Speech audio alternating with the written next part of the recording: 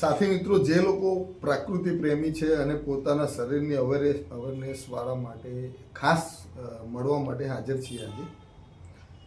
તો સૌથી પહેલાં આપણે ચોમાસાની અંદર એટલે કે રેની સિઝનમાં આપણે સવારે આપણે તુલસી આદુનું કાઢું લેવાની વાત કરી હતી. બીજું કે આપણે ગોળ અને મધ ને આવા બધી વસ્તુઓનો મર્યાદિત પ્રમાણમાં જ ઉપયોગ કરવો. સૂકા મેવા છે, મતલબ ડ્રાયફ્રૂટને ઓછા પ્રમાણમાં અથવા તો લેવું જ નહીં, એ સારામાં સારું રહેશે આ સિઝનમાં.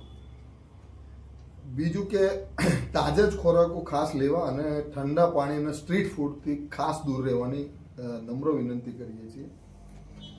એટલે છેલ્લામાં છેલ્લું જોવા જઈએ તો આ ચોમાસું તમારે સ્વસ્થ રહેવું હોય તો પ્રાકૃતિક તરીકે રહેવાની ખાસ સલાહ છે. અને એ જરૂરી તમામ પ્રાકૃતિક અને ઓર્ગેનિક ઉત્પાદનો આજે જ મુલાકાત લો અને વિચારો. ગૌસોમ પ્રાકૃતિક માર્ટ તરફથી તમને જે કંઈ પણ અહીંયાથી સજેશન આપવામાં આવે છે એમાં તમારી ખાસ તંદુરસ્તી રહે એવી અમે આશા સાથે મળીએ.